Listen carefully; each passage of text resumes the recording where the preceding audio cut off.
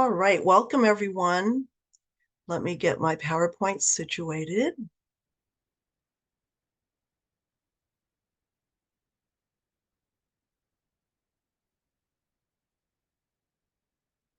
See here, let me get a hot minute to get everything ready.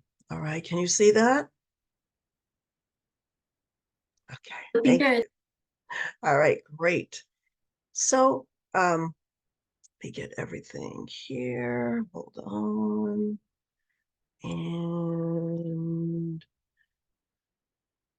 the chat also. Great. And thank you so much, Leah. So again, my name is Chantal Dubuisson-Myllymaki, and I'm so happy to be here with you today. Let me start with some logistics, just piggybacking on what Leah had mentioned, and then I will introduce myself more in depth. So just keeping in mind that this workshop is a two-part. So as Leah said, we are going to be doing part one this week on emotional regulation and positive discipline. And then next week is going to be on sibling rivalry. So I hope you could make both. So let me get back into my introduction of myself. So professionally, my background is in clinical psychology, and I have a doctorate in education. I'm also a certified parent educator, as well as the co-founder of Threshold. I've been serving the San Francisco Bay Area community for over 25 years. It sure adds up. As a counselor and mainly as an instructor, to which I love. And on a personal note, I am a wife. My partner and I have been married for 34 years. I am a mom. I have two adult sons who tower over me. I'm only 5'2", and they're both over 6 feet. I'm also a grandmother. My son, my 25-year-old, has two children, and age 3 and 2. And I'm also first generation born in America. Both my parents are immigrants from the Caribbean. My father from Haiti, my mom from St. Vincent, and my husband is also an immigrant from Finland. So just to give you a little bit of background and the framework to which I am presenting. So let's get back to professional. So as I mentioned, this week, we're going to be talking about emotional regulation and positive discipline. And as Leah mentioned, some guidelines, just want to also add a few. So I think the information that we're going to be sharing, there's going to be a lot of information. So the information is not meant to overwhelm you. What I'm going to ask you to do is please consider the information as putting it in a toolbox in your mind.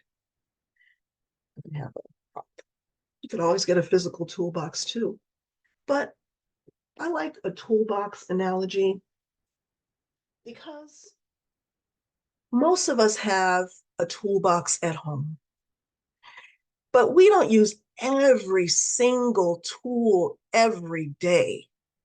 But we know where that toolbox is for when we need it. So please consider the tools and strategies that we're going to be talking about today.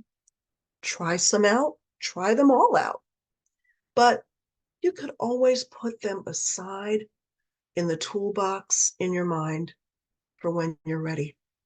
Not to be overwhelmed, but just to supply you for what you might need. Okay.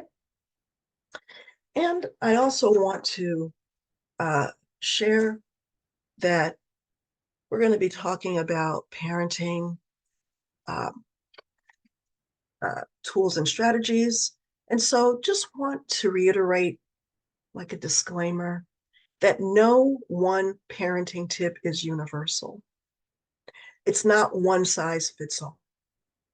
Please take into consideration your history, your upbringing, your culture, your unique children, environment.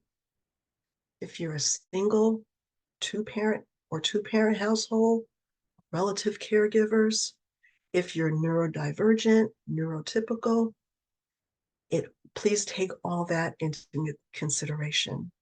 Okay. And also, like Leah said, just mutual respect. You might hear maybe someone else shares something that, I don't know if I agree with that. Okay. It could be an opportunity to learn someone else's perspective.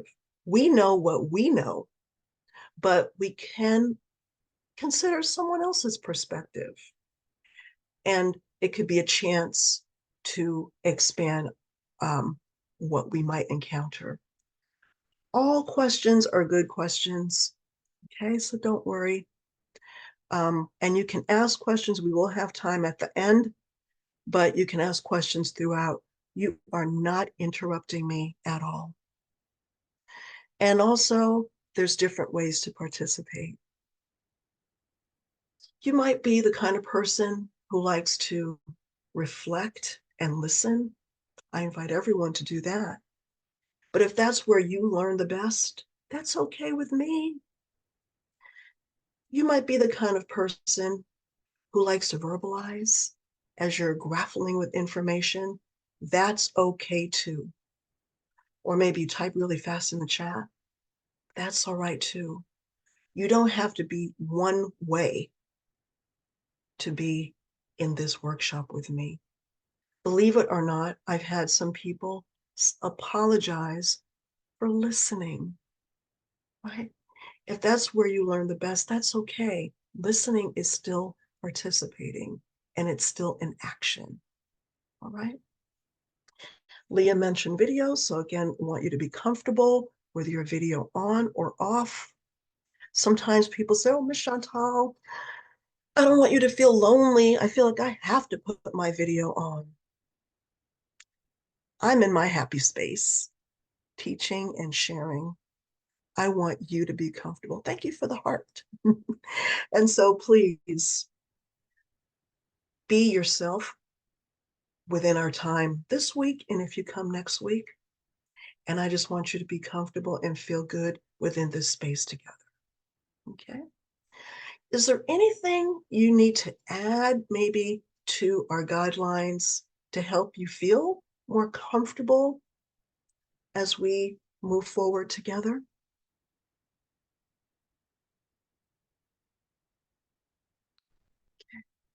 That's not your last chance. If anything comes to mind, just let me know. Okay, it's okay. It's all good. All right. So when we talk about parenting, when I mention parents and caregivers throughout our time together, I just want you to know that I'm referring to all of those involved in the upbringing of children. So what I'd like you to do, again, if you always have the right to pass, but if you like to participate in the action steps, please write in the chat, what role are you here today in your involvement with children? Maybe you're a child care provider or parent, grandparent, relative caregiver. And don't forget, you might have dual or even triple roles. Maybe, like me, you're a parent, a grandparent, and an instructor. Maybe you're a foster mom and a preschool teacher. So please take a moment to write down in the chat, if you'd be so kind, How are you involved in the lives of children? I'm going to try to, oh my gosh, people are so fast. Let's see. So thank you, provider, family member, case manager, early intervention specialist.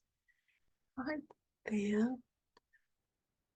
Family support services. All right. Provider, parent, helping parents, librarian, mental health counselor, case manager, therapist, parent, precisely, and a provider.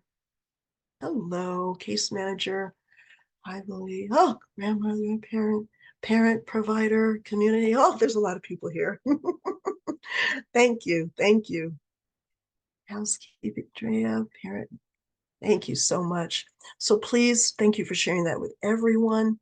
Please take the time and look around and also see who is here with you today. So thank you. Nurses, parent educator, resource specialists. Oh, thank you. And welcome everyone. Okay.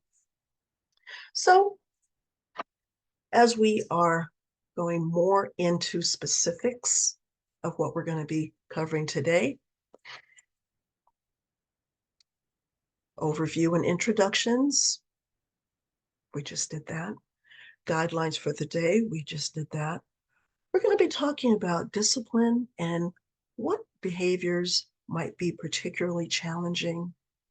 We're going to look at adult emotional regulation and the role of co-regulation, and also talk about positive discipline strategies.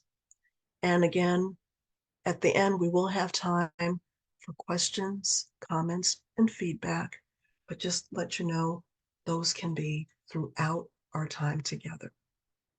So some learning objectives that I hope you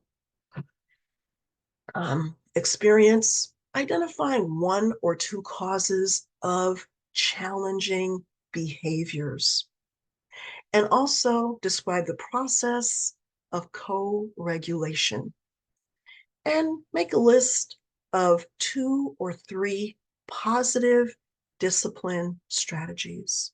Okay. So as we go into more specifics, what I like us to do is do an opening exercise in mindfulness as we're coming together to help us be more present in this time. Mindfulness is wonderful because a lot of times we might spend time in the past wondering if only this were different, thinking about past experiences. The past we really can't change, but we can learn from it, or we spend time in the future. What if this goes wrong? What if that goes wrong? We could prepare for the future, but it might not even go in the direction that we are concerned about. So mindfulness is a way to be here and now. And for this activity, again, you always have a right to pass. But what you're going to be doing is taking some deep breaths and tuning into your own senses. Okay. A lot of times what we have within us, right, we just need to know how to access it for our grounding and to be centered. So if you like to participate by the action steps or by listening, I'm going to ask you to check in with yourself first.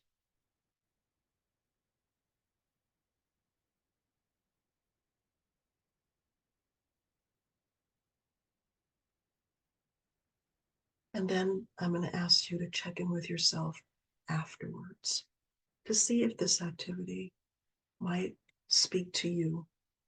And this is something that you might be comfortable to share if it does. So we're going to be tuning into your senses. And this is something I'm going to ask you to do in your mind. And I'm going to say examples out loud but I would like you to remain within yourself. And let's begin by aligning our shoulders to our hips. That can help with blood flow.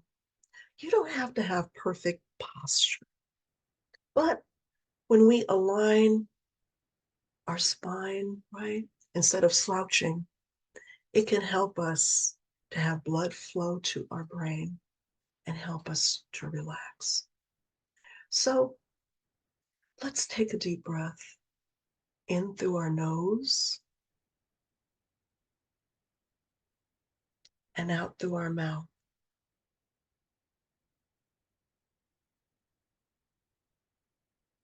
And I'm going to ask you, what is something that you see? What could be helpful is to maybe pick out a color. I'm going to say, what do you see that's red? Looking around,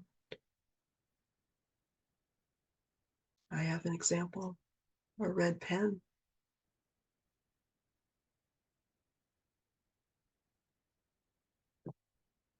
Let's do one more color. What do you see that is blue? As you look around, a ginormous blue paperclip.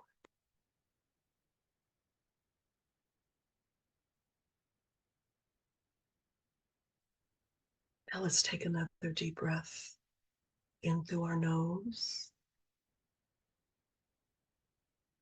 out through our mouth. What is something that you smell?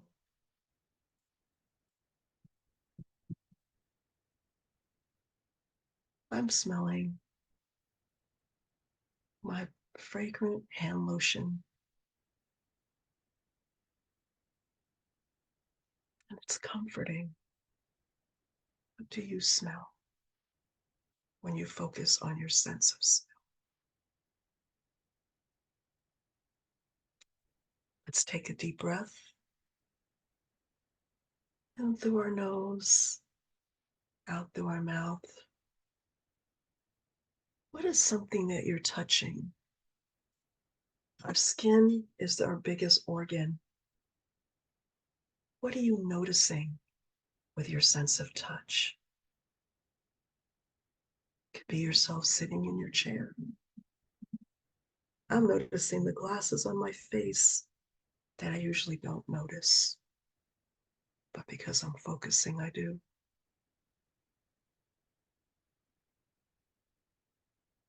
Let's take a deep breath in through our nose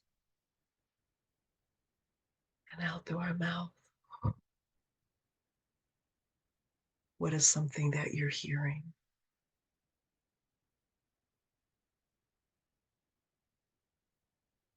Surprisingly, I'm hearing silence.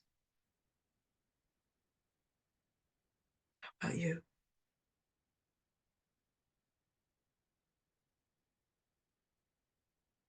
Now, take a deep breath through your nose and out through your mouth. What is something that you're tasting?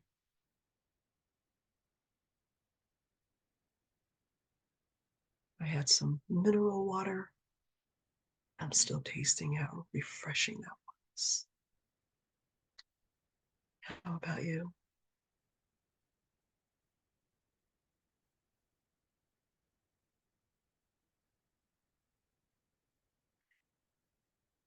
Let's take our last deep breath in through our nose, out through our mouth.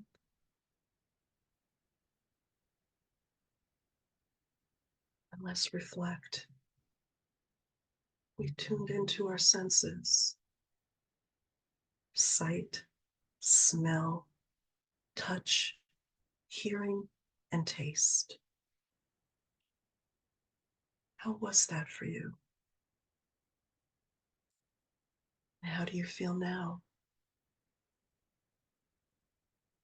Again, it's always okay to remain in self-reflection, but if you feel comfortable, please share in the chat or out loud, but only if you're comfortable. No pressure.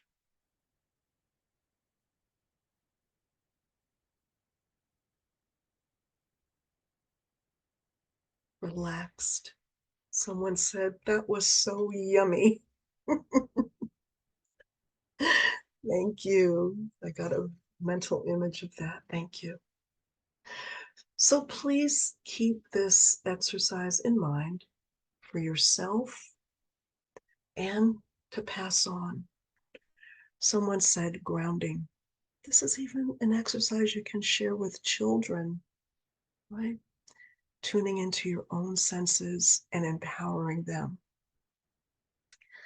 Okay,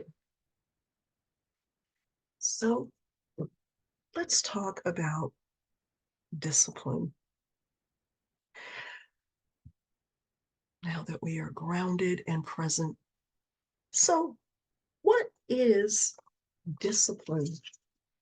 So, discipline, the central definition is to teach, right? Discipline gets all kinds of meanings added to it, but it's mainly to teach. And we're talking about, with positive discipline, teaching by setting behavior expectations that are clear, respectful, and appropriate for each child's abilities and developmental stage. Positive discipline means teaching children to develop self-control within the limits of our family and society. Okay? And our job is to set those clear boundaries so that we, as loving guides, can discipline from a place of connection to them. Now, positive discipline, boy, that sounds really good. And there are some advantages, but with anything, there are disadvantages. So some advantages, it allows the adult to educate from a place of connection, like I just mentioned.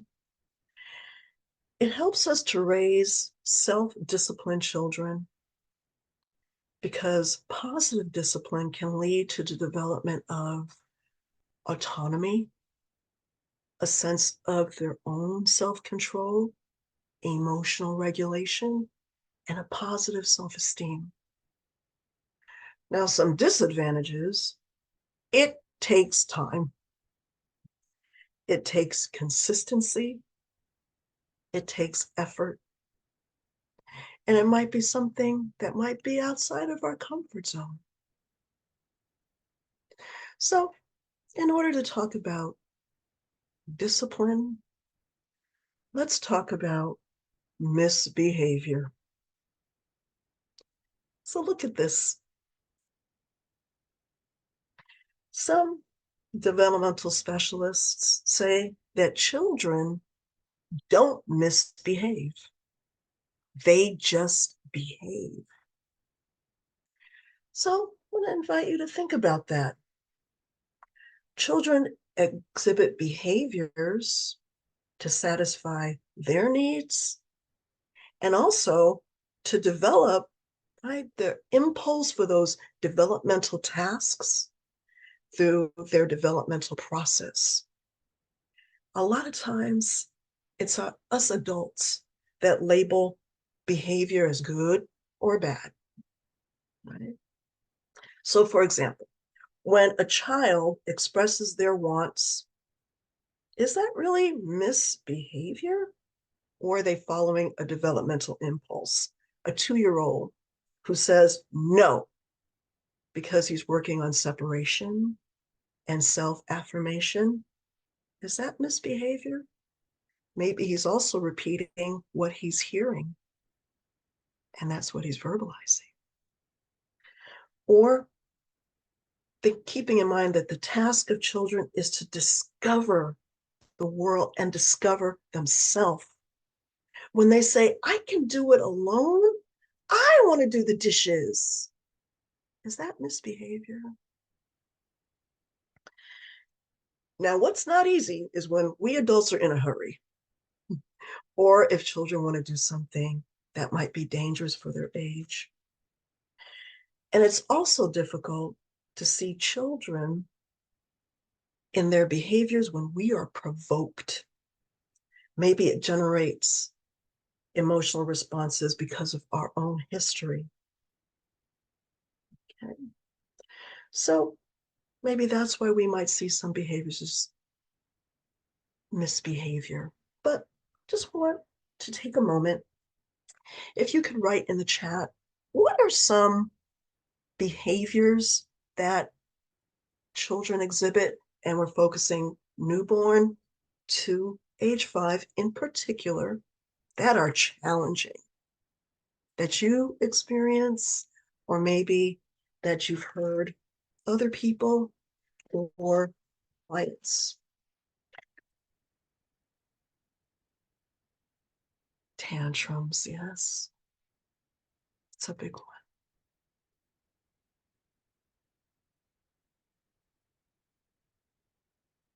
Hitting,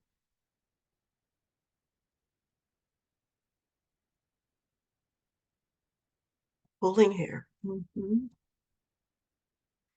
biting, biting, biting, crying,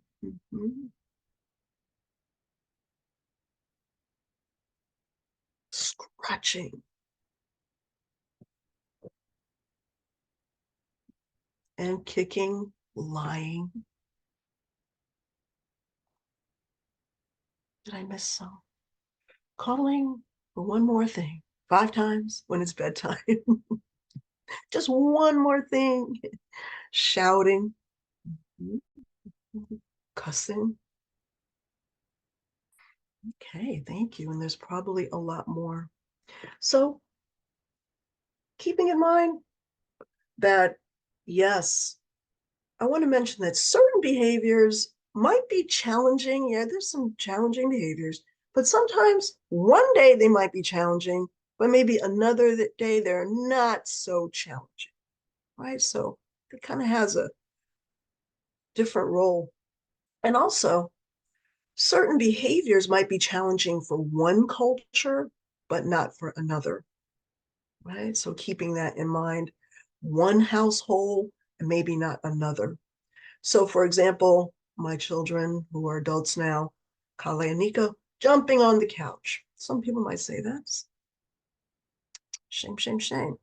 Well, that's okay for us.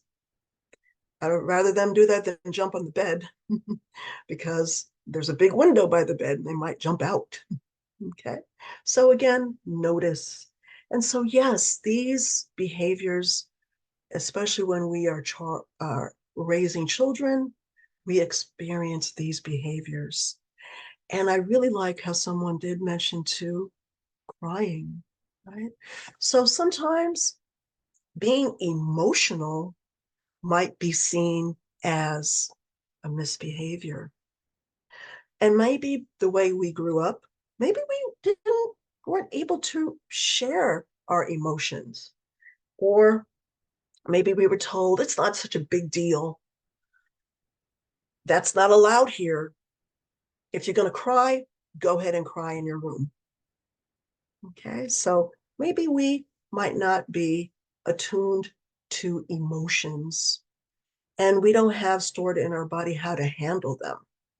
Okay, so keeping in mind, and I'm focusing a little bit more on emotions right now, because emotions and feelings can be a window to what your child might be needing. Dealing with emotions, feelings can explain behaviors. So if we might not be used to dealing with emotions and feelings, just keep thinking and keeping in mind that all emotions are okay. And we could little by little move toward that realization because emotions can let you know what you might be needing Comfortable emotions, they're fun. It's great to listen to those, right? They can let you know that everything's all right. You have your needs met. But those uncomfortable emotions are equally important because they might be letting you know something's wrong. Okay, there's a need that's not being met. And again, as I mentioned, tuning into emotions and looking at can let you know what might be going on. Why are we seeing these behaviors? Okay, so what I want you to think about now is what are some of the possible causes of behaviors? Look at that. Look at those little faces. Oh my goodness. So for some parents, though, children's having their children's behavior is under control means safety. Okay, that makes sense, right? So from the perception or mentality, it can be threatening when a child goes against or doesn't obey. Absolutely. We understand. That's understandable. But today I want you to consider behavior from the perspective of communication. When a child contradicts or doesn't do what we tell them to do, are they expressing a need? Right?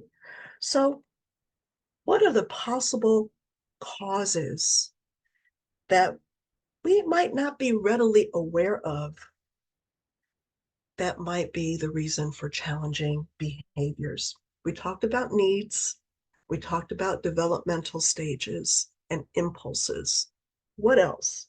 Oh, thank you, people are. So,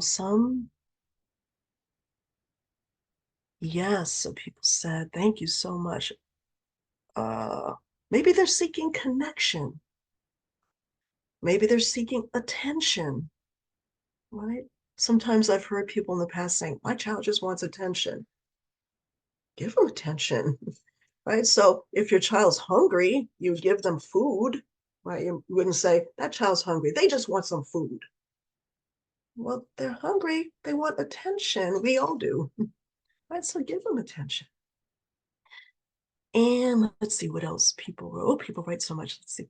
Not having the words. Yes, right? So even though we are developed, our brains are developed, we sometimes don't have the words, right? Attention again, they might be mimicking us. Yes. So maybe the way that we are getting our needs met, right? So behavior, right? Our feelings can let us know that there's needs, and the way we get them met, right? There's different ways. We might not know. We could get our needs met with aggression. We could get our needs met with peace, passivity. We could also get our needs met with assertiveness, right? Finding that balance between what I need and you need. And they might be mimicking us if we might be using one way or the other. Testing limits. So, yes, that goes hand in hand with developmental stages. So, what are my boundaries? Right? So, wait, what are my boundaries? Trying to figure things out. And also keeping in mind our reaction. Sometimes a child, right, might be going to touch something and we're like, oh, right? And we think, see, they know what they're doing. Look at them. They go to touch it again. It might not be that they are defying us, but maybe they're like, wait, when I go and touch this, you do that? I touch this. Oh, you do that? That's interesting, right? So again, what um, what might be going on? Lack of socialization, opportunities to develop coping and communicative skills, yes, and attachment seeking, right? So, like for example, if babies are crying, they're reaching out. Something is not right. They need maybe their diaper changed, maybe they're hungry. They can't send a text, right? They can't talk. So they're going to cry, right? So if we understand, no, they're not trying to get on our nerves. They need something, right? So thank you so much. So possible causes of behavior, and a lot what you said, right? It could be maybe basic needs, maybe they're sleepy, tired, hungry, maybe they have bottled up energy and they need to just let it out. Maybe they have feelings that they don't know how to express, angry, fear, sadness, maybe they're worried. Maybe they want to belong, feel valuable and cared for. Or maybe they are reacting to stress in the environment, right? And they don't know what that is, but they know something isn't right. Okay. So thank you again. So when we think about behaviors and causes of behaviors, you probably have seen this analogy before. So, iceberg, the behaviors that we see, temper tantrums, yelling, bad humor, right? Fights, aggression. Those are just the tip of the iceberg. But look at all that's going on underneath, right? So, what's underneath the iceberg? Many times, what we see as bad behavior can be an attempt by the child to adapt to something that their brain perceives as stressful, dangerous, right? So many times, again, it might be signs of what's going on inside their bodies, their brain,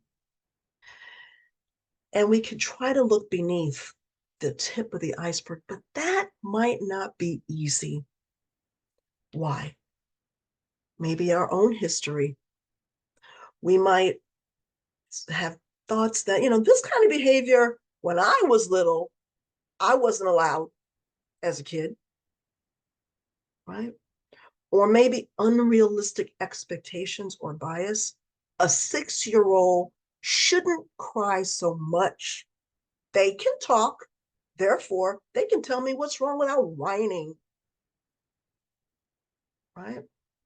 Or we expect them to understand the rules because, right, our words, they can understand, they can talk. So we expect them to be there emotionally too and think they shouldn't lose it when we're in a hurry. I'm going to put your shoes on instead of waiting for you because we're in a hurry. We think that they shouldn't have a big reaction because we just explained it, right?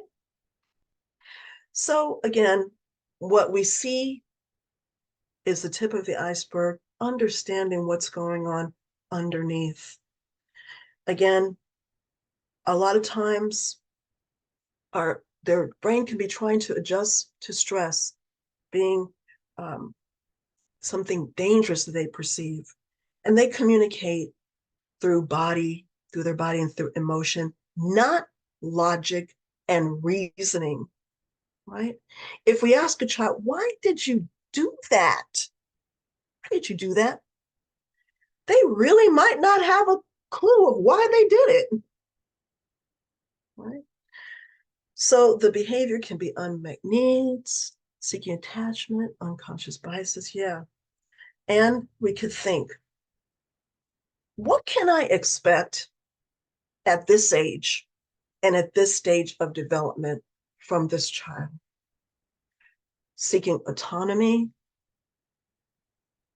independence, exploration. That's what I can expect. And what might you be needing? Are you hungry? Are you sleepy? Do you want to be understood? Do you want connection? Okay. So as adults with developed brains, we tend to look at children's behavior with a logical mind, right? But what is happening to the child? So let's look at the dysregulated brain of a young child. Be right back. Okay.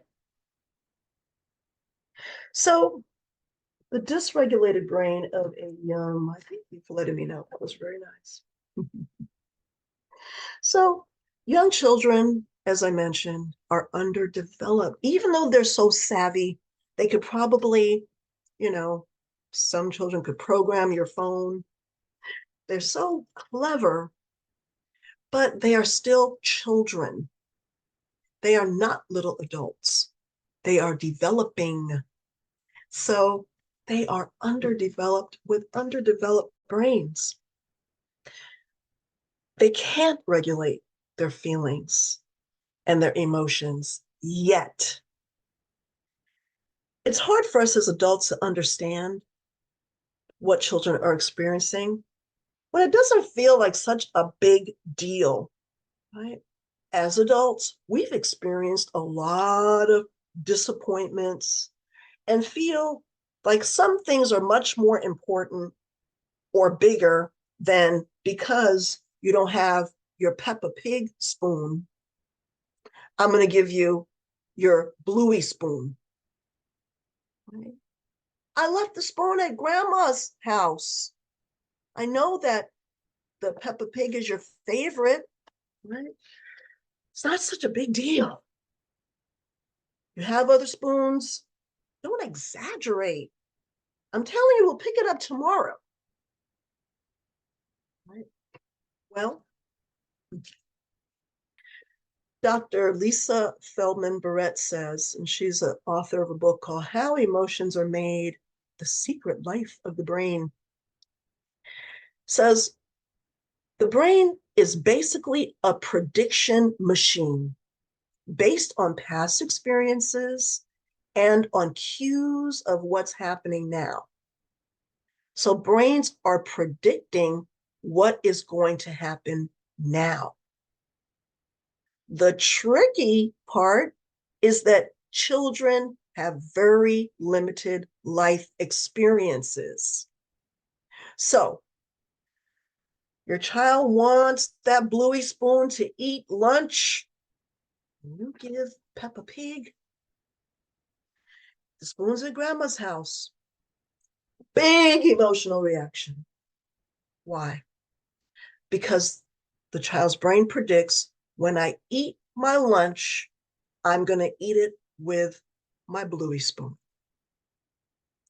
So change isn't easy for a young child's brain. Different taste, different plate colors, right? What happened to my normal blue plate? Give me green. New ingredients, different cups, different bottles, right? The brain predicts what's going to happen based on what happened before. And they have very limited experiences. And children react with big emotions. The child's going through a difficult time when this happens. Their nervous system is dysregulated, and the child's brain is not ready to learn when they are dysregulated. Explanations don't work. And if you correct the child, they're probably not going to learn it. They're dysregulated. Okay? So we need to know that toddlers will not cooperate all the time. Got a spoiler alert for you. Neither do adults. Okay? And know that they'll have a hard time when something is not as they predicted would happen. Toddlers and preschoolers also are not able to have mixed emotions like, I'm mad at you, but I still love you.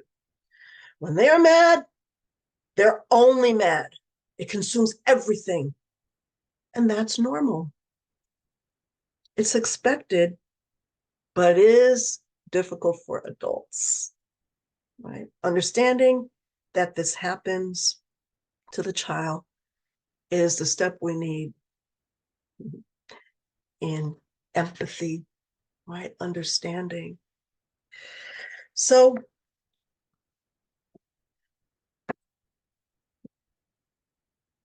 let's look at emotional regulation and motoring neurons. Welcome back. So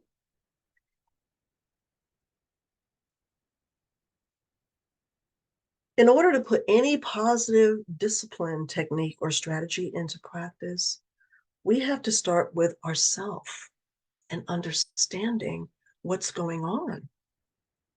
So let's look at emotional regulation and motoring neurons, as I just mentioned. So before I talk, remember, for all parents and guardians that are present and involved with children, in high stress, parenting, uh, parents make mistakes. We all do. To raise wonderful children, we don't have to be perfect. No one is perfect all the time, but there's progress.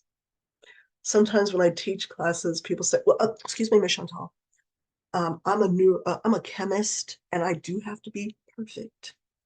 Well, I think there's room for human error. I'm not a chemist, but we're not perfect, but we can always make progress and get better. Perfection is undue stress and pressure. So now, when a child is having a meltdown, our adult neurological system fires adrenaline and cortisol, and we can get caught and stuck in that loop with our child. At that moment, we're usually not in our logical brain, but we are reactive. The amygdala, which is the part of our brain's central nervous system, is what can be activated.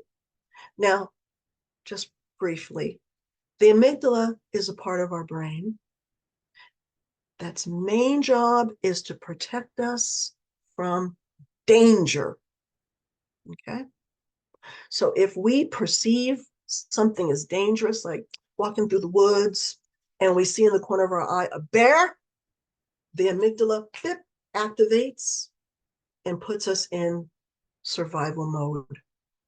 We know we're in survival mode because we want to fight, run away, freeze, right? But the amygdala is such a primitive part of our brain that it also gets activated when we're not in danger, when we're having big emotions, when we perceive any kind of demand, worry, overwhelm. It also activates and can put us in survival mode. We might have that same fight, flight, freeze. Okay? So here we are in a Target. So your child is screaming, right? Because they want some cookies. Or, oh boy, you cut the lunch sandwiches in rectangles instead of triangles. And whoop, they express big emotions. And we can join them, right? So even though we are not in danger, the amygdala, you're experiencing big emotions. You might be in danger and turns on that survival mode, and we can join them. It's not easy to turn off that alarm, right? Bye. But we could change the way we react with practice once we know. Okay. So, and it's different for each person. So emotional regulation in adults. When a parent is upset, it's difficult for your child to remain calm. We have to practice self-regulation, calming our body and our mind to teach our children how to do so. And we can practice that. We can start building our toolbox of self-regulation. And when we do that, we can model it for our children and build alongside of them. Now, if the child is physically safe, there's no emergency, we could take the time to be grounded, create emotional safety for our child by grounding ourselves. When we know what our triggers might be, we might say, I'm in flight.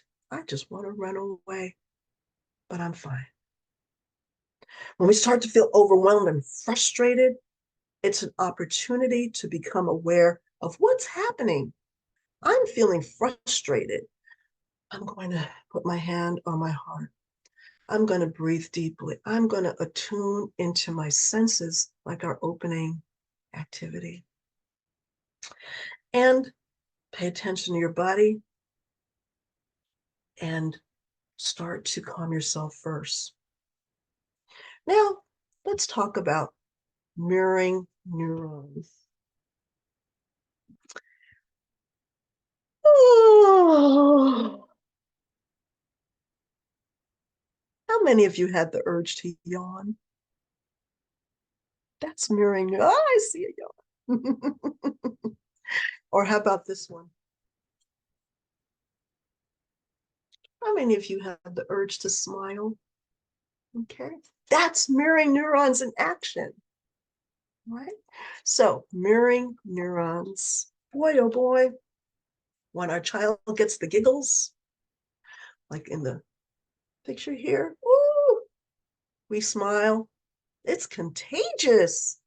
Most feelings are contagious. So when our child has that meltdown, our nervous system is going to react to that because of mirroring neurons. So it starts with us.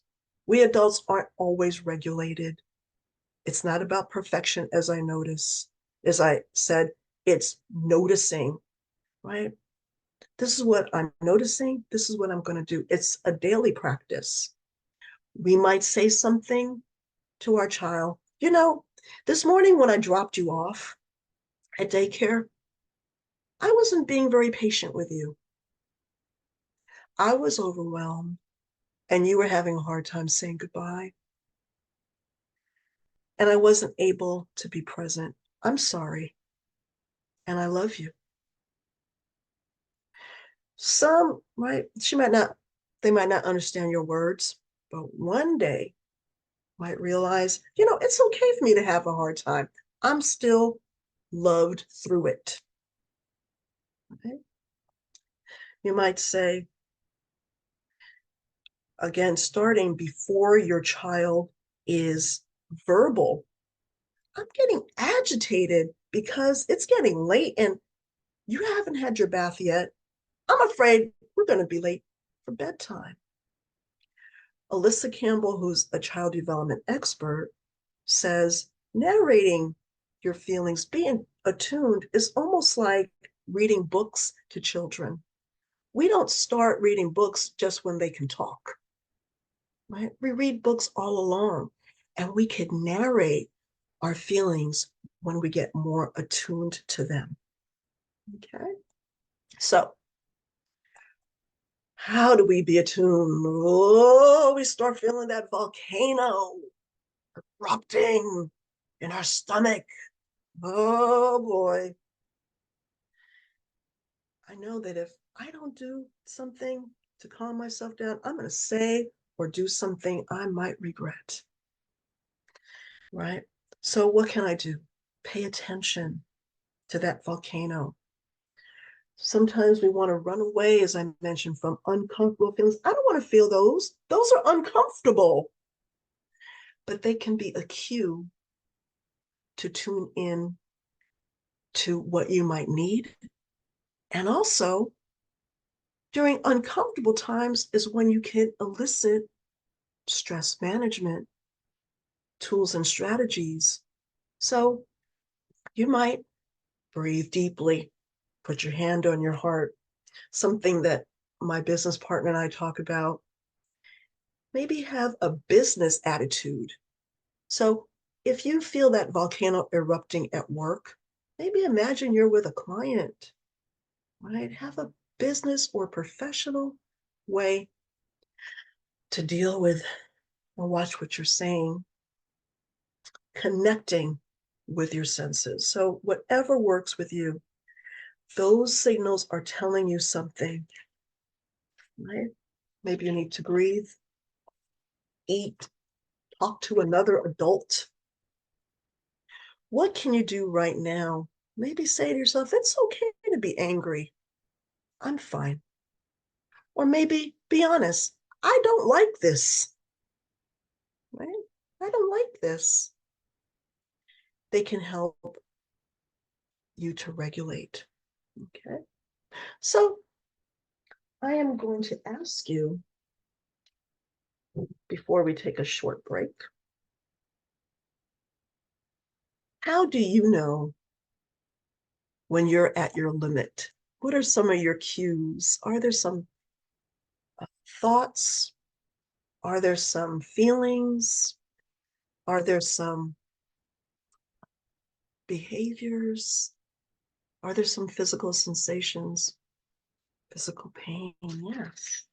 And what do you do to uh, to take care of yourself during that time? So how do you know when you're at your limit? What's going on in your body? Right. So just think about, how do you know? And what are some ways that you calm yourself? So thank you. So people say, yes, I get physical pain, my heart racing, my face gets warm, my heartbeat, get pain going through my head. I find someone I love to talk with. Oh, that's beautiful. Get a headache, fatigue. I sweat, no patience. I get angry. I drink water and help meditate. I ask for help.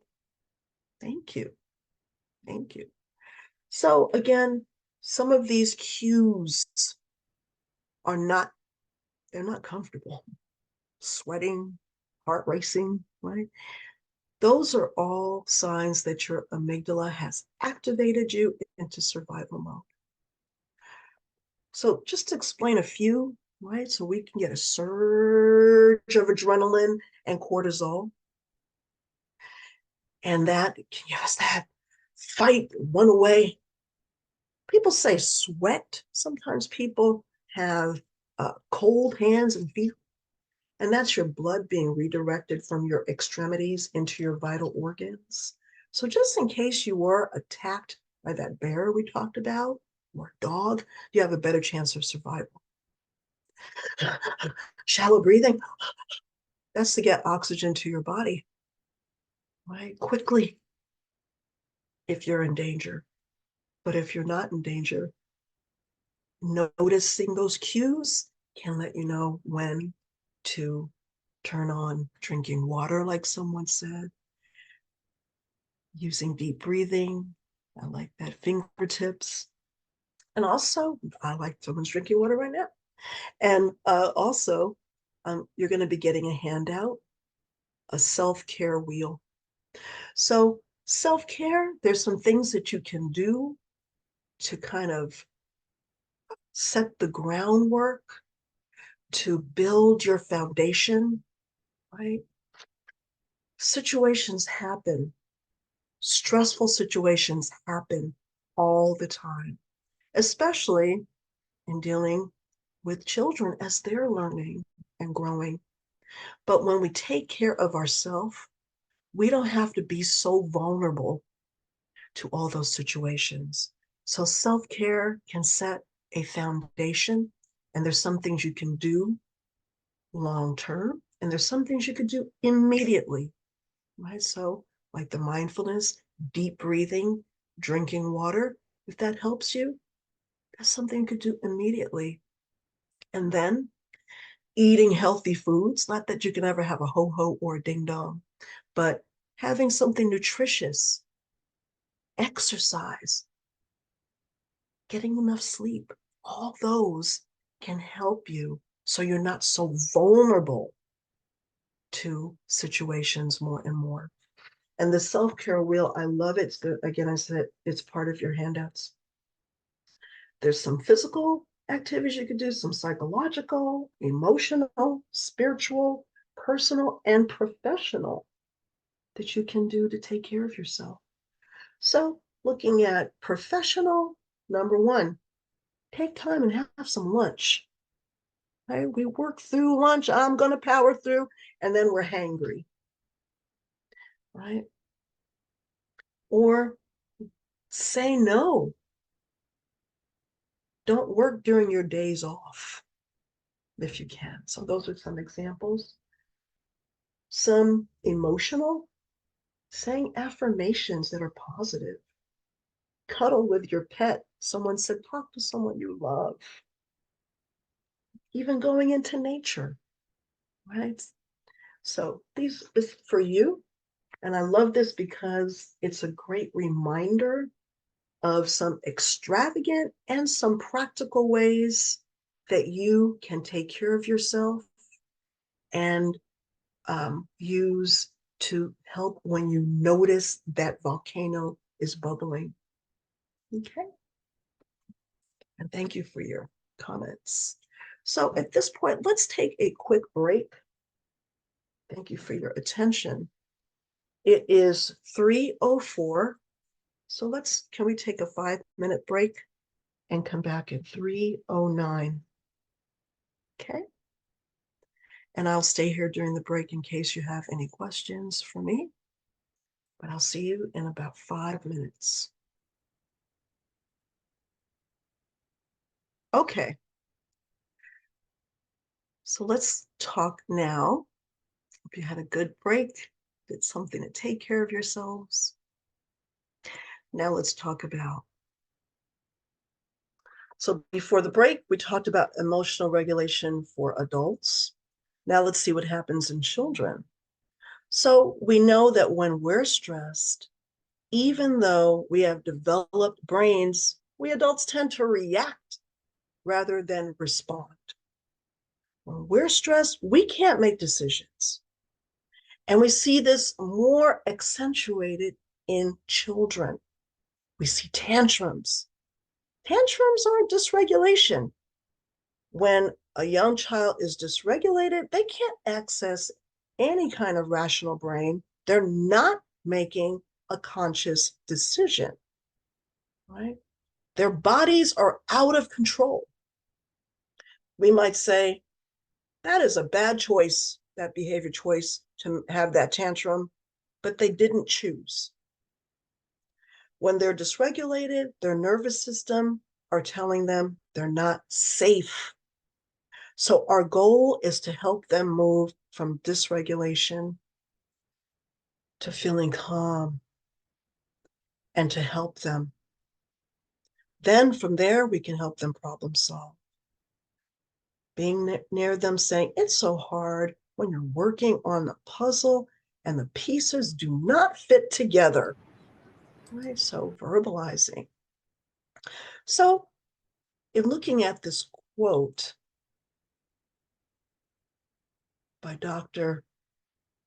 Mona de la Houck, for a child to learn how to calm their body and mind requires caregivers who are able to be soothing in a way that works for each particular child. Emotional regulation develops from loving emotional co-regulation with loving adults. It doesn't simply develop on its own. Okay. So they need a calming presence.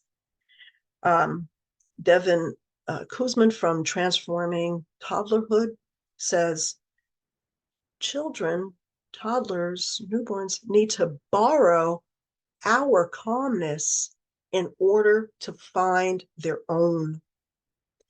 This process is called co-regulation, and it's vital for children to learn emotional regulation skills. The problem is that for many of us, our parents didn't teach us that skill. So we have to teach ourselves while teaching our toddlers and young children. So I'm not saying, let me just make another disclaimer. I'm not blaming anyone's parents or whoever raised them. With the information they had and the stressors they were going through, they probably did the best they could. But us, with more information, we can make different choices. Never perfection, but we can make progress. Okay. So again, we can learn to teach ourselves while we're teaching our children. And let's look at co-regulation. So co-regulation, Stephen Borges, who's the creator of the polyvagal theory, says that the automatic nervous system is relational. It's built from the moment we're born, and through interaction, it's nourished. It receives communication with other nervous systems in the environment, signals of safety, presence, being seen, felt, signs of danger, stress, not being seen. Again, referenced in the bibliography, we just saw another quote from Dr. De La Hook, says co-regulation is sharing our calmness with our child with warmth and love. It's attuning to their nervous system and figuring out what they might be needing. It's not validating behavior, but validating their emotions, right? That's how they learn how to stay calm and balanced. But it's not an easy task for us, right? We don't always need to be right. No one gets it right all the time, but it can help children when we work together to feel that they're not alone, that we are there with them. So how do children co-regulate? Or how do they learn self-regulation? Through co-regulation. So through co-regulation, it's a neurodevelopmental process that starts in a relationship with an adult who is reading the child's signals in the moment. Learning doesn't happen the way by teaching, but how we are, right? Learn from experience. When a young child's going through a difficult experience, and they learn to self-regulate by being understood and having the adult slow down and connect. Eli Harwood says, think of emotional regulation as hypothermia. When someone has hypothermia, they need another person's bodily warmth in order to warm up and to be brought back to safety. In a crisis, children need our emotional warmth to regain their emotional security. Okay, so starting to help children feel safe, and that typically involves warmth, providing physical, emotional comfort when the child's distressed, dysregulated, speaking calmly, giving affection, having a soothing voice, tone, communicating that acknowledges their distress, their supportive silence. So get some help here.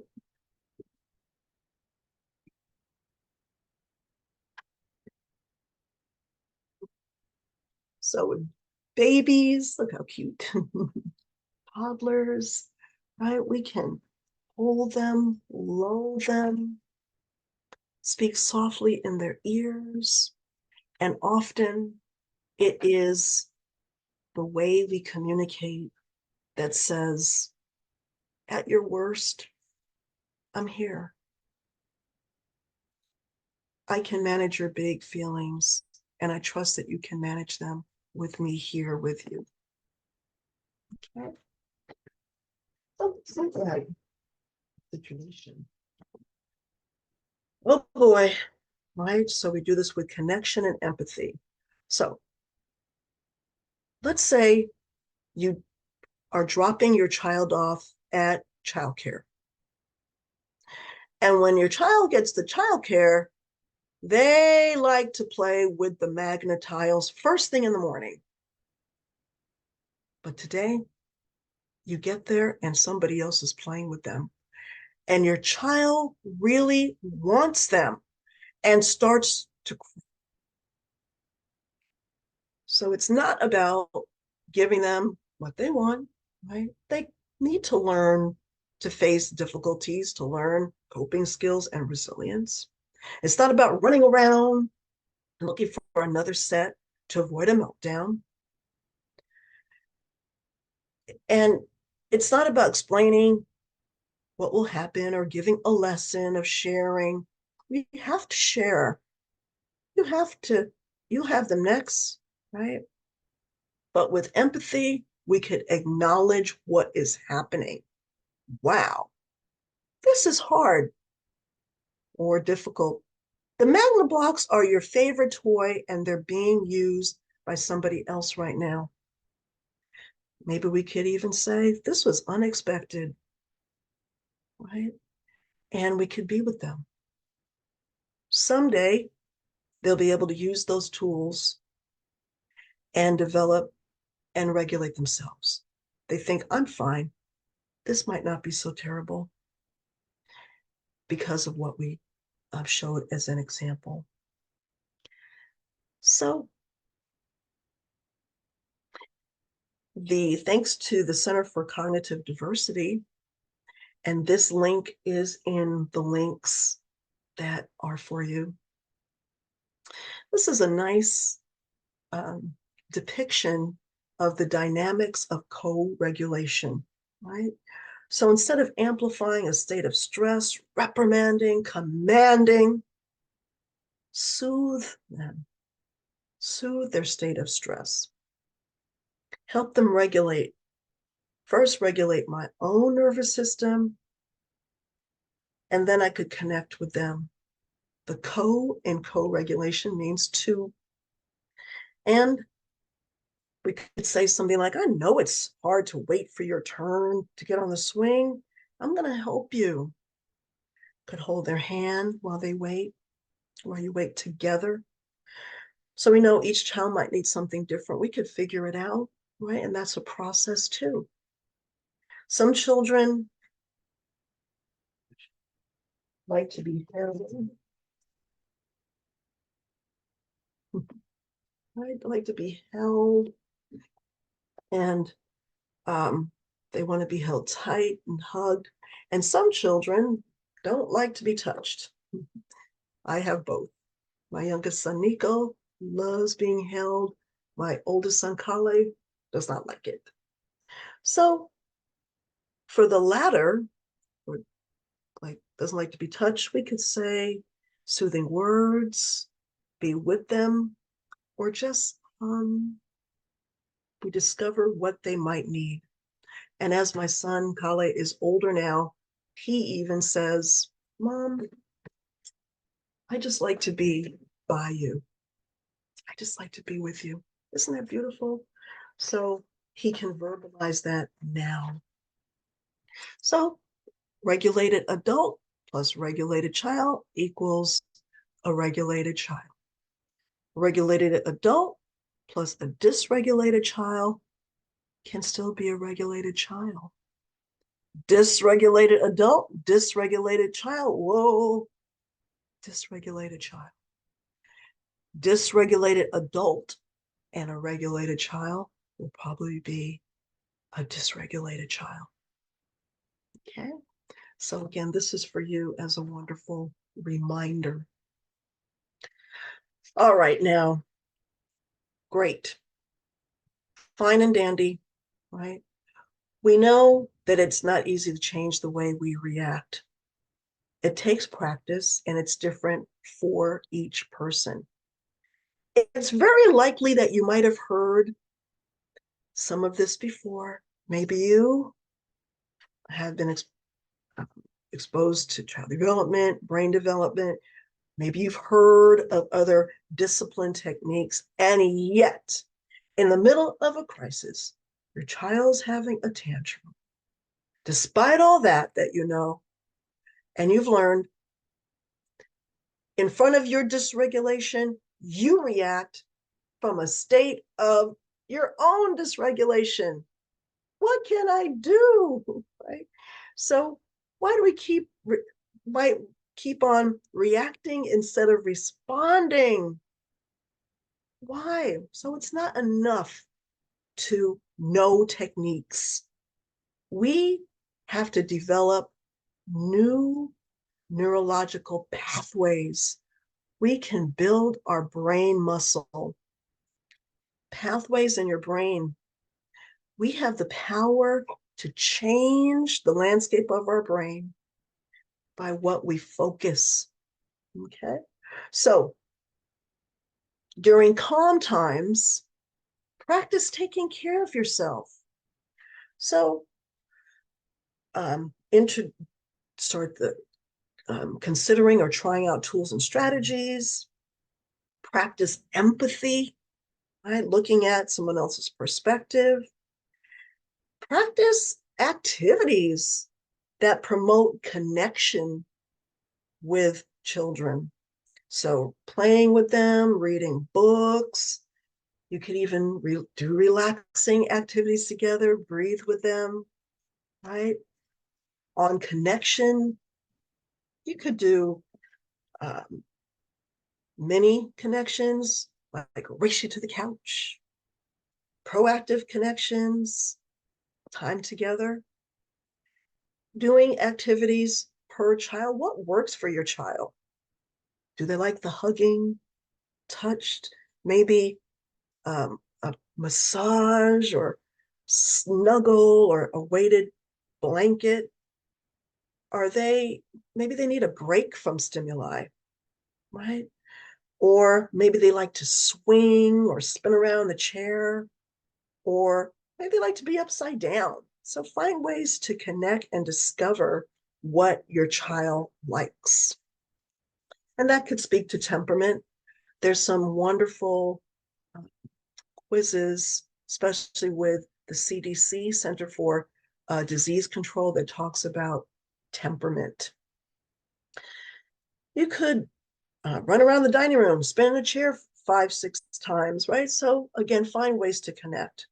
Practice your own self-care, looking at the handout or other ways, getting your basic needs met, talking with other people, being attuned to what are my needs, right?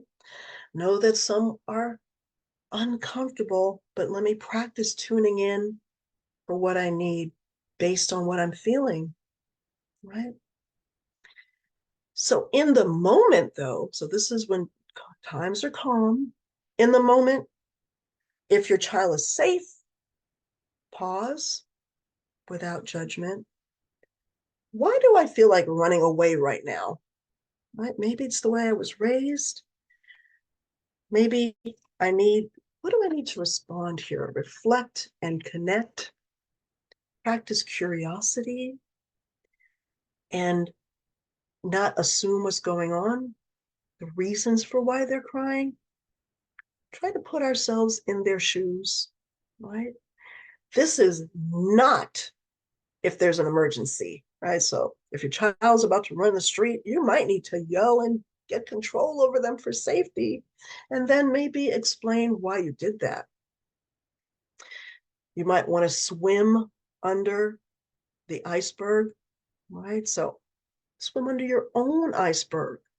Why am I agitated? What's going on in my body? What's going on with my child? Right? Instead of assumptions and jumping to conclusions, we might miss connection. Think about behavior versus intention. Are we thinking that my child is really saying, I don't like you, mom, or I don't like you, dad? Or are they saying, I don't like broccoli, and I really prefer something else? Right? So, what is your child communicating? Implement what works for you and your child. Right? Walk away if the child's safe, take a breath, show empathy. And remember, each child is unique, so figure out what each child might need. And after, you could say, what worked?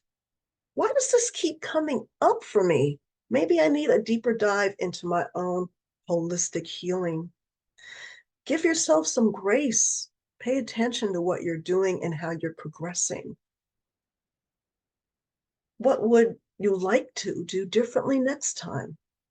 And some people even like to write down so you could keep track of what works, what did you feel, right?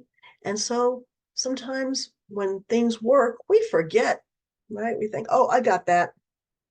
And then down the line, we're like, wait, what happened again?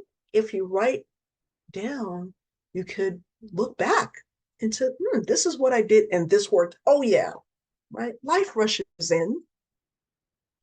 So practice swimming underneath the iceberg. What do you know about your child? Do they get nervous around transitions? How about when they don't have enough sleep? Do they get when they're hungry? Don't ask them, are you hungry? Give them, offer a snack. Right? When they want to go to, they don't want to go to bed. Are they hungry? Do they need connection? Right? It doesn't matter what age, trying to understand the unmet needs, validate their emotions, and give them the language for what might be going on. So again, you might think, I don't want to dip underneath anybody's iceberg. Maybe your own history, maybe the way you were raised, it might be difficult. So just take it slow. You can dip and peak and then come up for air, right? Maybe we never tried this before, looking at the behavior underneath. We can develop our lungs and surface and take a deep breath, self-regulate, and dive back down. Okay. So let's look at the parallel process. It's coming back to what we were talking about.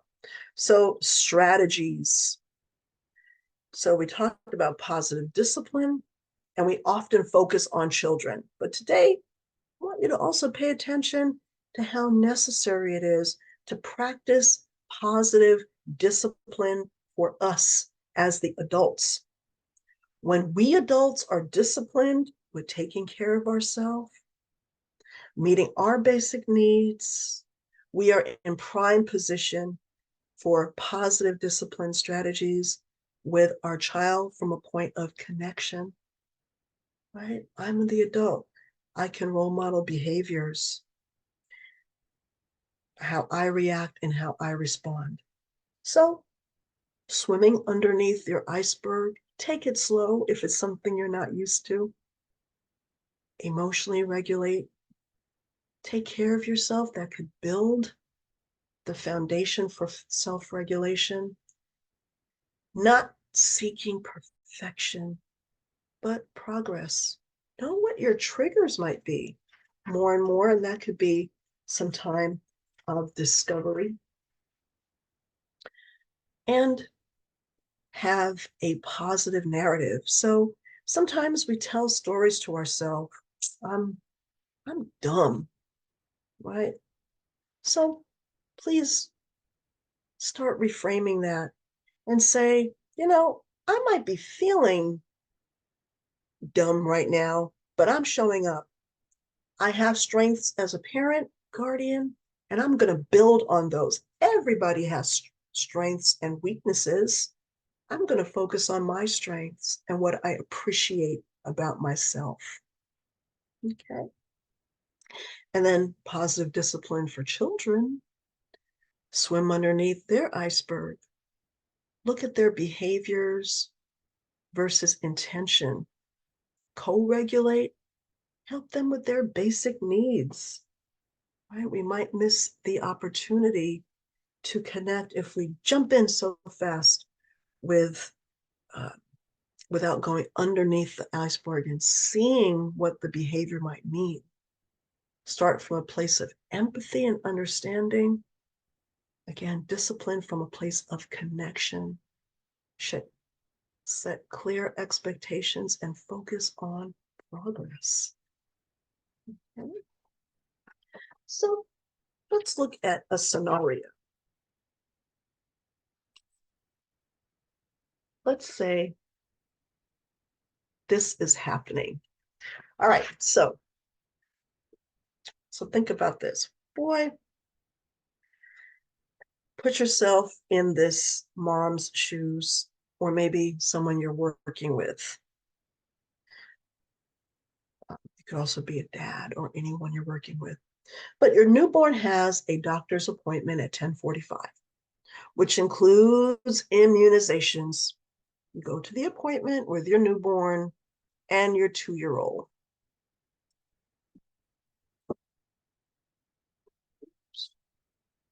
Newborn and 2-year-old.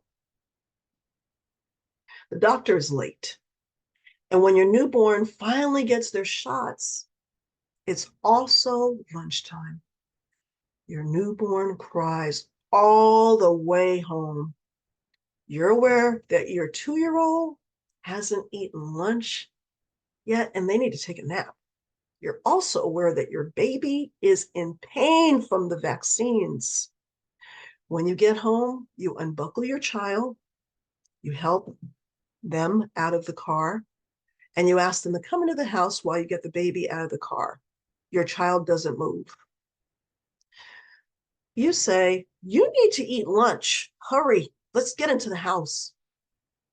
Your baby is crying and your toddler sits on the floor. Boom. So, what are some ideas that you could please write in the chat? So consider the following. What's going on with the baby? What's going on with the 2-year-old? What's going on with the parent? What are some strategies that can be applied in this situation? So let's see. Oh, people are writing already. Ask the toddler if they need a hug. Yeah. Right. So tuning in to what they need. Thank you. Other ideas?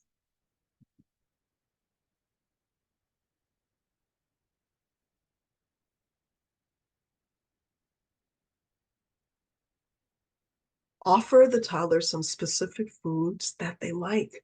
Yeah.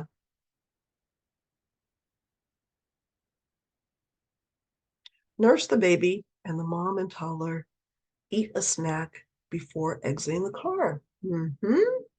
Yes. The toddler needs attention and a snack. Yes. Thank you. So, something to consider. Pick up the child, right? Bring them inside the house and lock the door. If you are okay having your snack outside, maybe you could bring the baby back outside and be where the toddler is. Soothe the baby, give pain medication. And that's why I said mom, it could be a dad, but if you can, nurse the baby, right? Breastfeed so that they have that connection. If it's another have that bottle and still hold that baby close. You sit on the floor next to the toddler. Breathe yourself to self-regulate. Maybe as you're peeling a juicy banana, right? A healthy snack with a lot of nutrients, also fun. And you might even say, I was rushing you. I was nervous that you were going to have a hard time eating lunch and going down for a nap if you're really tired. It took us a long time at that doctor's, and your baby brother was crying all the way home. I'm sorry I was rushing you. Again, they might not understand all the words, but they get the body language and tone. And you're sitting there with them on the floor or in the car, connecting and repairing.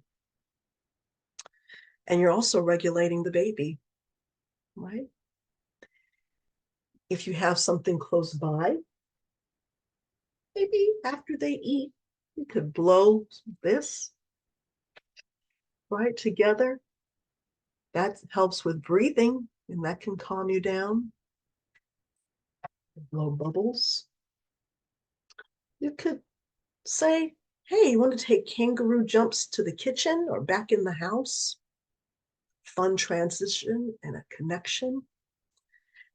Again, mom, dad, recognize your own dysregulation. That's a tough time. Slow down and be able to present to the baby and the toddler. Toddler might have some mirror neurons with the baby reaction as well. Yes, yes. So the baby was crying, so the toddler's crying too. The mirroring neurons. Thank you. Yes. So keeping that in mind, and thank you for putting that all together. So as we are coming to an end, I just want to say thank you so much. And I just want to take a short pause and reflect on all that we covered. Please take a moment to reflect on the material and think about these questions. So what are the tools that I already have in my toolbox? Maybe what you heard validates what you already have. And are there any new strategies that I can add to my toolbox? Well, it could be perspectives, maybe the handouts. And I'm going to give you a minute to reflect and write. And let me explain the whole activity. So again, after you write after a minute, it's going to give you a chance to please write one tool in the toolbox that maybe you knew or are willing to add. And then we're going to move on. So I'm going to give you one hot minute. It's 3:40. Check with you at 3:41. To reflect, pause, reflect, and write down. Anybody need a little bit more time to think about something to write? Okay, so if you'd be so kind, if you would like to, please write something in the chat about what you're going to take away. So someone wrote, I'm going to track when something works. Right? Life rushes in. You might think, I'm never going to forget this.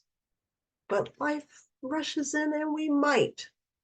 So just record what works. And isn't that wonderful to go back and look at what has worked for you and create a record of success and what helped you? Anybody else? Someone said, I'll be swimming. I'm going to be swimming under the iceberg far more often. All right, have a good swim. And I'm so excited about what you might discover that could empower your connection with yourself and with the children in your life. Someone wrote, check on something. Words. Tool, validation strategy, practice empathy. Yes, we can put ourselves in our children's shoes. Check in with myself in the moment and recognize my own reacting versus responding. Right? It's so easy to be swept away, but we can make progress. Soothe the toddler and practice self-care and co-regulation. That's beautiful. Thank you. Okay. So as we're coming to an end, we started with a grounding activity. And before we go into questions, comments, and final feedback, let's end with some self-compassion. And you are also going to get this in your handout. I was ready to show you. So let's come into this space together. I love the tool to develop your brain muscle. Yes. Thank you. I'm so glad. Yeah, because some of this we know. How can we keep on doing the same thing? So it can help give us tools to make progress. I love it. Thank you. Thank you for the thumbs up. So as we're coming to an end, let's practice some self-compassion. Now, self-compassion is something that, we probably have compassion if someone comes to us with a problem, put our arm around them and show them compassion and mercy. But and kindness, sometimes we are so critical on ourselves. So I'm asking you to think about self-compassion and extend that arm around yourself too. Right? You are there. We are human and we all need compassion. So with this, we're going to say this together. You in your mind, I'll say it out loud. And let's check in before we do this self-compassion activity.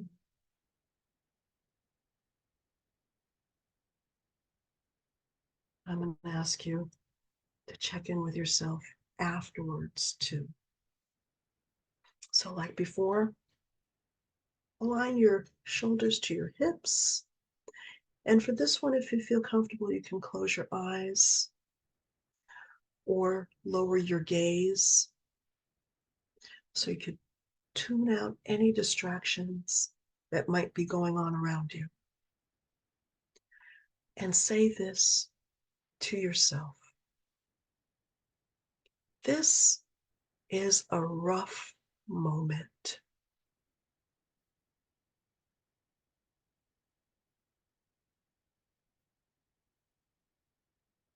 All caregivers feel this way sometimes.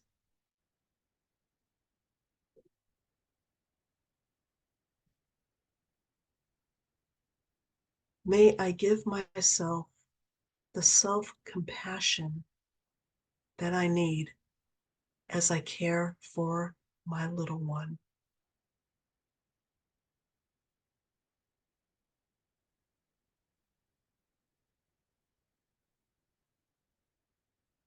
Let's take a deep breath in through our nose and out through our mouth.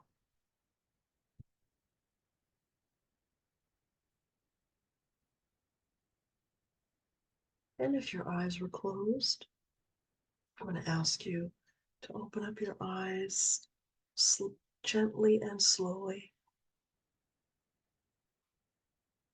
and orient yourself to where we are and reflect. how was this self-compassion activity for you?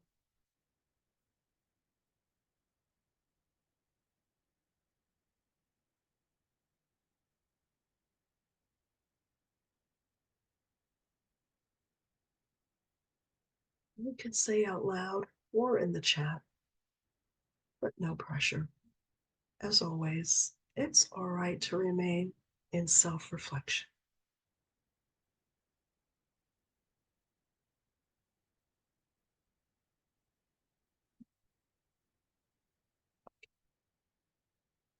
So, as we're coming to an end, just want to remind you of some of the handouts that you will be receiving, and you also will receive the link to the PowerPoint, and you might have already gotten it.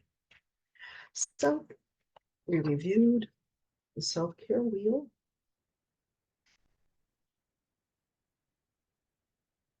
You'll also get another variation of the self-compassion exercise, and some affirmations that you can use for yourself, and all of these you can share. So as we are coming to an end, just want to remind you that next week we'll be talking about sibling rivalry, same time, 2 to 4. And also, just want to let you know, let me see.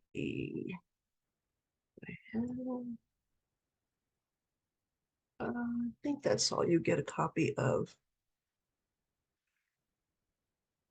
the resources that were used. So as we're coming to an end, are there any final questions, comments, or feedback about anything we talked about today?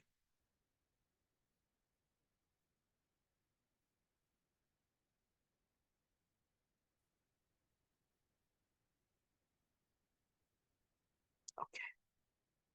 So again, if you can join next week, if something comes up, just let me know. Okay. So, oh, thank you. Here's a question. What are your thoughts on timeout for children under 5? So timeout is a very popular strategy, but I just want to say to consider a time in, because of course, if there's dangerous behavior, they might need to be separated.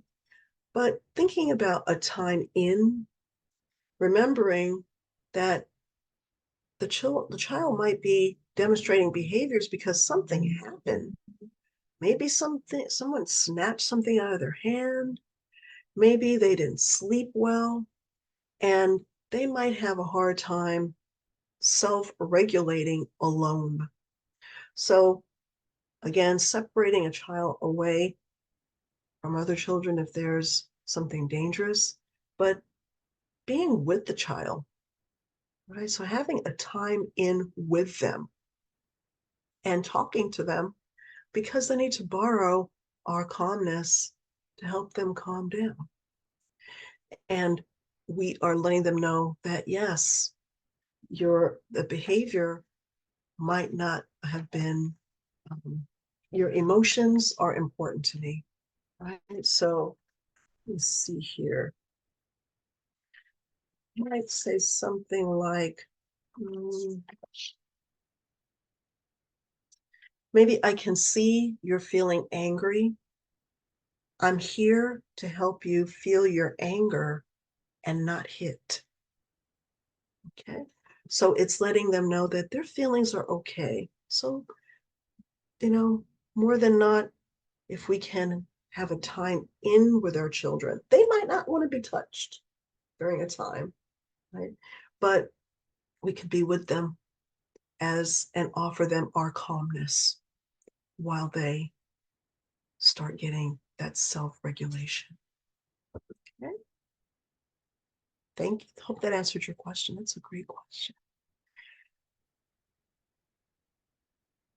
I missed something. Wait. What are your thoughts on? What are your thoughts? Wait, did I miss a question? What are your thoughts of a toddler 3 years starting preschool versus a toddler 5 years starting school? You know, that's subjective.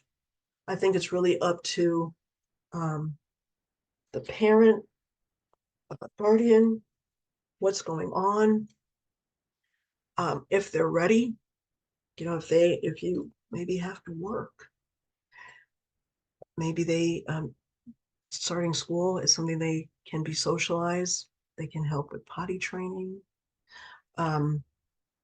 Again, the more they maybe learn during that age, being with other children, maybe even if there's part-time for days of being with other children, learning how to play. I think it's really subjective, right? If the school allows children at a certain age, it's really up to, I think, the parent and guardian if they start school at 3 or 5. Okay, so it's really subjective. Thank you. I hope that answered your question. There's no easy answer for that. I agree completely. Thank you. Yes, thank you. Great, thank you. Okay, thank you. Those are some fantastic questions. Someone put something reply. I don't know what I'm to do with that. But let me know if I'm missing something, Leah.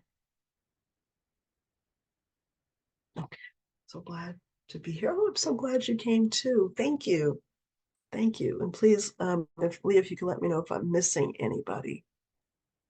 I'm not seeing any missing questions. But if anybody has a question, now is a good time to either raise your hand, unmute your mic, or pop that into the chat.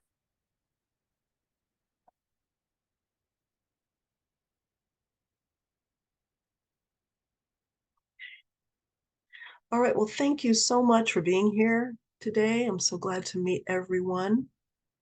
Oh, you're welcome. Thank you. Thank you. So please remember to take care of yourselves, right? And you could be present for the children in your lives. Enjoy this wonderful rest of the day. Have a fantastic week, and I'll see you next time.